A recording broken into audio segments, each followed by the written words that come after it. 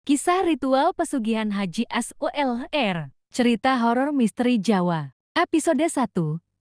Misteri Gunung Pegat. Di sebuah desa terpencil di lereng Gunung Pegat, hiduplah seorang lelaki tua bernama Haji Sular. Orang-orang desa mengenalnya sebagai tokoh yang dermawan, kaya raya, dan sering membantu warga yang kesulitan. Tapi di balik senyum ramah dan rumah megahnya, beredar desas-desus gelap tentang asal-muasal kekayaannya. Beberapa warga tua percaya bahwa Haji Sular pernah menghilang selama 40 hari 40 malam, bertapa di sebuah gua wingit di puncak Gunung Pegat.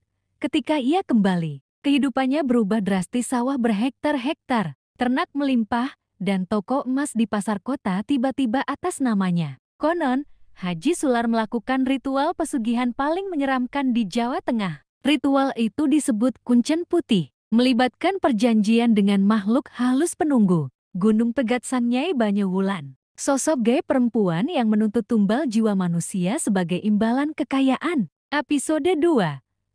Tumbal pertama. Suatu malam, suara jeritan terdengar dari sekitar rumah Haji Sular. Seorang bocah bernama Ilham hilang tanpa jejak. Orang tuanya menangis dan mencari kemana-mana, tapi hasilnya nihil. Anehnya, keesokan harinya, sawah milik Haji Sular berubah menjadi hijau subur dalam semalam. Padahal sebelumnya kekeringan parah. Beberapa orang desa mulai menghubungkan kejadian itu dengan ritual pesugihan. Mbah Kirun, orang tua sepuh yang juga mantan kuncen gunung, berbisik kepada warga. Tumbal pertama wes dijupuk. Sakwais bocah ilang, banda sing dijaluk wis oleh. Artinya, tumbal pertama sudah diambil. Setelah anak itu hilang, kekayaan yang diminta telah dikabulkan. Episode 3.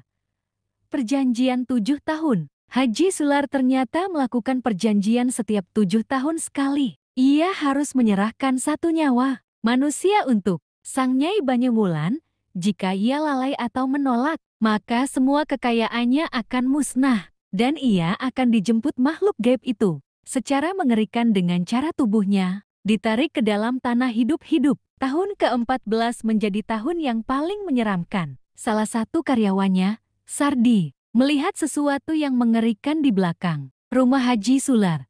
Seekor ular besar, bermahkota emas melingkar di atas batu hitam, dan di sekelilingnya banyak tengkorak manusia. Semenjak itu, Sardi menghilang. Lagi-lagi, tak ada jejaknya. Tapi Haji Sular membeli satu rumah besar di kota, dan istrinya tiba-tiba bisa naik haji 3 kali dalam 1 tahun. Namun, pesugihan itu bukan tanpa harga. Anak bungsu Haji Sular, Riko, mulai bertingkah aneh. Ia sering bicara sendiri, menyebut nama-nama arwah yang tak dikenal. Tubuhnya kurus dan matanya kosong. Ia mengaku sering didatangi perempuan berambut panjang dan bermata merah, menyala dalam mimpinya. "Bapakmu ngutang nyawa, saiki awakmu sing kudu mbayar," kata suara itu dalam mimpi Riko. Ketika malam satu suruh tiba, Riko menghilang dari kamarnya, hanya meninggalkan jejak lumpur dan bekas cakar di dinding.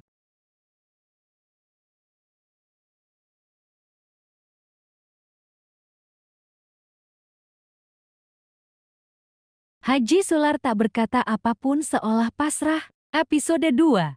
Janji berdarah. Malam kembali menyelimuti dusun Kedung Jati. Angin berdesir lembut, tapi hawa yang menyelimuti rumah Haji Sular semakin pekat dan dingin. Sejak ritual malam Jumat itu, kehidupan Haji Sular mulai berubah drastis. Warungnya yang dulunya sepi, kini selalu ramai. Lumbung padinya penuh. Bahkan, sawah-sawah kering di sekitar rumahnya seolah diberkahi panen selalu melimpah. Namun, di balik semua itu, ada harga yang harus dibayar. Adegan di dalam rumah. Haji Sular duduk termenung di ruang belakang. Di depannya, kain kafan, dupa yang masih menyala, dan segelas darah ayam hitam kampung. Suara lirih terdengar samar. "7 malam telah berlalu. Saatnya kau lunasi perjanjianmu, Sular." Wajah Haji Sular pucat. Ia mengangguk. "Aku siap. Siapa yang harus kubawa malam ini?" Dari balik dinding, sesosok bayangan hitam muncul.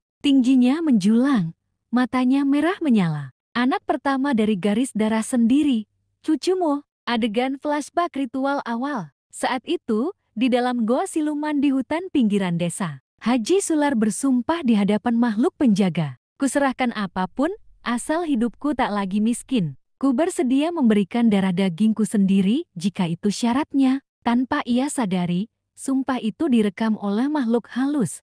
Dan kini saatnya dibayar. Adegan rumah cucu, di rumah anak perempuannya.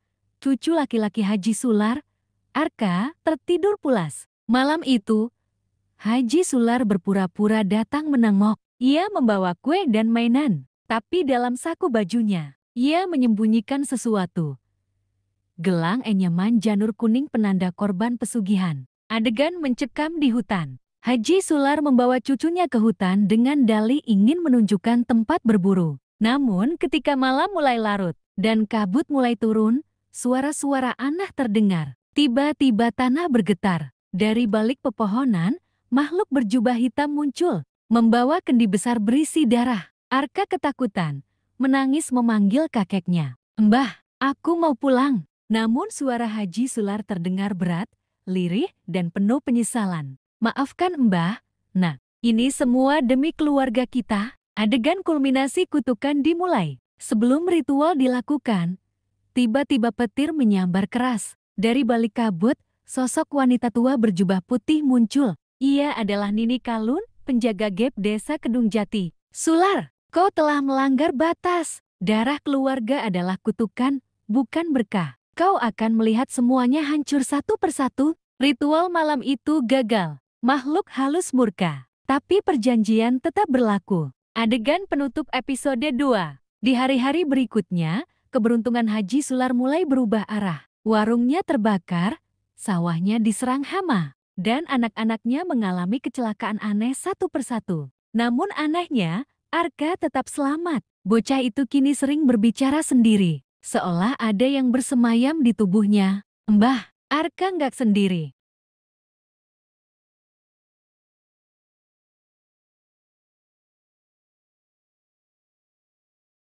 Episode 3. Tumbal yang pertama, ritual pesugihan Haji Sular. Malam itu, angin berdesir lebih dingin dari biasanya. Bulan tertutup awan dan suasana di sekitar rumah Haji Sular sangat mencekam. Setelah 2 malam berturut-turut melakukan tapa brata dan puasa muti, malam ketiga adalah malam penentuan, malam persembahan tumbal pertama. Di dalam rumah joglo tuanya yang kini dipenuhi dupa dan bunga kenanga, Haji Sular duduk bersila di depan sebuah sesajen besar. Kepala kambing hitam, kembang 7 rupa, dan kendi berisi darah ayam cemani. Di sebelahnya, Kirono dukun tua yang membimbingnya dalam pesugihan berbisik lirih. Tumbal pertama bukan hanya soal nyawa, tapi ikhlas melepaskan. Meski hati menangis, Haji Sular mengangguk pelan. Dia sudah tahu siapa yang akan menjadi tumbalnya. Jumari, pembantunya yang sudah ikut sejak muda, kini ranta dan tinggal sebatang kara. Tak ada keluarga, tak ada yang mencari. Dan dialah yang akan dikorbankan malam ini. Prosesi dimulai. Kirono menggambar lingkaran dengan darah ayam, lalu menyalakan api di 4 penjuru ruangan. Haji Sular diminta membaca mantra sambil memegang keris pusaka warisan leluhurnya yang telah dibangunkan dalam tirakat sebelumnya. "Sira kang sejati, kaula nyuwun berkah rejeki. Nanging kalawan tumbal sing wis dijualaken." Saat mantra dibacakan, tubuh Haji Sular bergetar. Pandangannya kabur, tapi dia melihat bayangan besar dengan mata merah menyala muncul di sudut. Ruangan makhluk penunggu pesugihan itu telah datang. Kirono berteriak, "Tumbalnya, cepat!" Korban tanpa jeritan. Jumari yang sedang tertidur di dapur, telah diberi minuman bercampur akar bius. Ia digotong dan dibaringkan di tengah lingkaran. Haji Sular, dengan tangan gemetar, menusukkan keris ke dada Jumari tanpa suara, tanpa perlawanan. Darah menyembur ke kendi kedua. Ruh Jumari seolah ditarik oleh bayangan hitam yang langsung lenyap setelah itu. Tubuh Haji Sular lemas. Tapi saat ritual selesai, Kirono berkata, "Besok pagi, uang itu akan datang. Tapi ingat, setiap 7 windu, tumbal harus diperbarui. Bila tidak, keluargamu sendiri yang akan diambil." Esok pagi, saat matahari baru terbit, sebuah karung goni ditemukan di teras rumahnya. Ketika dibuka isinya penuh uang pecahan 100.000. Haji Sular tak percaya. Tapi dia juga tak bisa bersorak. Wajah Jumari terus terbayang. Dan malam itu, Haji Sular mulai mendengar suara-suara aneh di dalam rumahnya. Suara langkah kaki tua yang tak terlihat. Episode 4.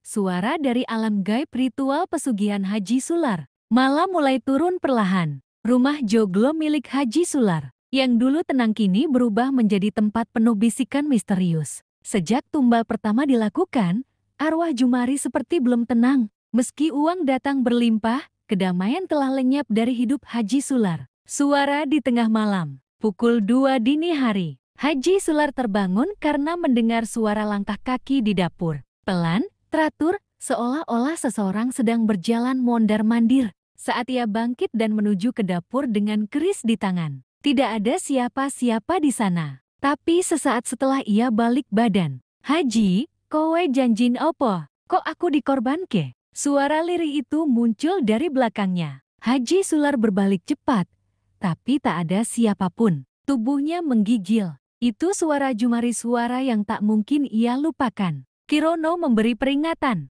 Pagi harinya, Haji Sular mendatangi Kirono dalam keadaan panik. Ia menceritakan suara yang ia dengar dan bayangan yang sesekali muncul di sudut mata. Namun Kirono tetap tenang. "Itu wajar. Tumbal pertama belum ikhlas. Kau harus menenangkan arwahnya. Tapi ingat, waktumu tidak banyak. Tumbal berikutnya harus dipersiapkan. 7 malam setelah tumbal pertama, pesugihan akan menuntut darah lagi. Jika tidak, kau sendiri yang akan diambil." Malam keempat, rumah semakin angker. Kini, setiap malam suara-suara semakin jelas. Bukan hanya langkah kaki, tapi suara tangis, dentingan sendok jatuh, dan jeritan lirih dari ruang kosong. Haji Sular mencoba membaca doa. Namun setiap ayat yang ia ucapkan seperti terpotong. Seolah ada kekuatan besar yang menolaknya. Ia mencoba tidur, tapi dalam mimpinya, ia melihat Jumari duduk di pojok rumah, penuh darah,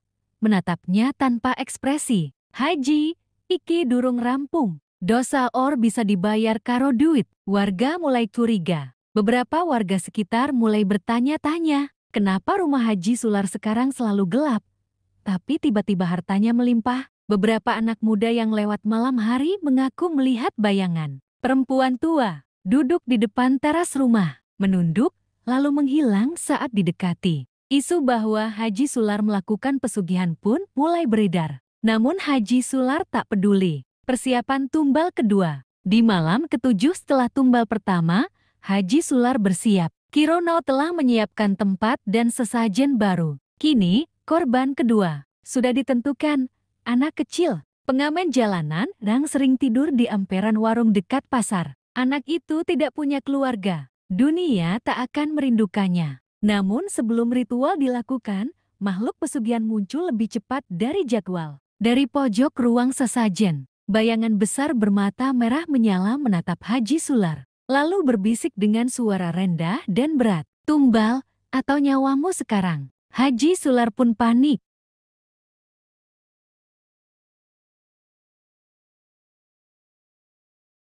Episode 5. Tumbal kedua.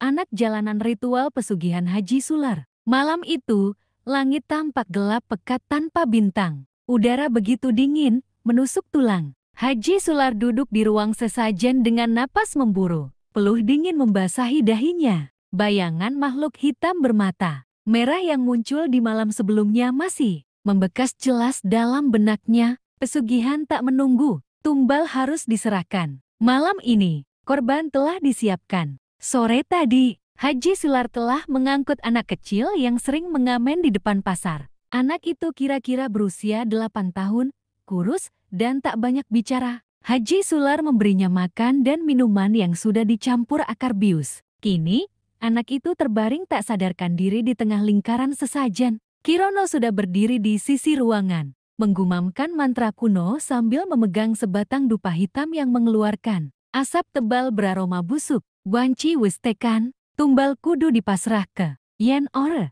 roh jahat bakal ngelabrak omah iki," bisik Kirono. Bayangan arwah muncul lagi. Namun, sebelum keris ditusukkan, bayangan samar muncul di sudut ruangan. Itu Jumari. Dengan tubuh penuh darah dan mata kosong, arwahnya berdiri memandang lurus ke arah Haji Sular. "Haji, arep korbane bocah maneh, opo atimu pancen wis mati?" Suara Jumari menggema tanpa suara. Tapi Haji Sular mendengarnya jelas di dalam kepalanya. Ia memejamkan mata, tangannya gemetar. Tapi lalu suara dari kegelapan muncul. "Korban, sekarang!" Makhluk pesugihan tak sabar. Angin berputar kencang. Semua lampu padam. Hanya nyala api kecil dari lilin ritual yang masih bertahan. Keris menebas lagi. Dengan mata tertutup dan hati memberontak, Haji Sular menusukkan keris ke dada anak itu. Seketika, darah menyembur dan kendi kedua terisi penuh. Jerit lirih terdengar. Seperti dari dua suara sekaligus, anak kecil dan makhluk gaib. Sesajen menyala sendiri dan angin berhenti. Ritual kedua selesai. Namun kali ini bukan hanya satu arwah yang mulai menghantui. Balasan yang semakin mengerikan. Sejak malam itu, Haji Sular tak lagi bisa tidur. Di setiap sudut rumah, ia melihat sosok anak kecil berdiri membelakanginya. Suaranya terkadang terdengar menyanyi lagu jalanan, lalu menangis pelan. Di dapur, perabotan bergerak sendiri, bau amis darah memenuhi ruangan meski sudah dibersihkan berkali-kali. "Kenapa aku? Haji, aku lapar. Haji, ibu, ibu." Suara itu mengikutinya kemanapun. Bahkan saat ia ke masjid, bayangan itu tetap ada. Tak ada tempat yang benar-benar aman. Warga semakin gempar. Orang-orang mulai membicarakan keganjilan di rumah Haji Sular, anak-anak kampung yang bermain layangan. Sore hari mengaku melihat anak kecil berdarah duduk di atap rumahnya. Orang tua yang lewat malam hari mencium bau busuk seperti bangkai. Namun ketika ditanya, Haji Sular hanya diam. Ia tahu, ini baru awalnya. Tanda azab mulai datang. Suatu malam, Kirono datang dalam keadaan panik. Wajahnya pucat,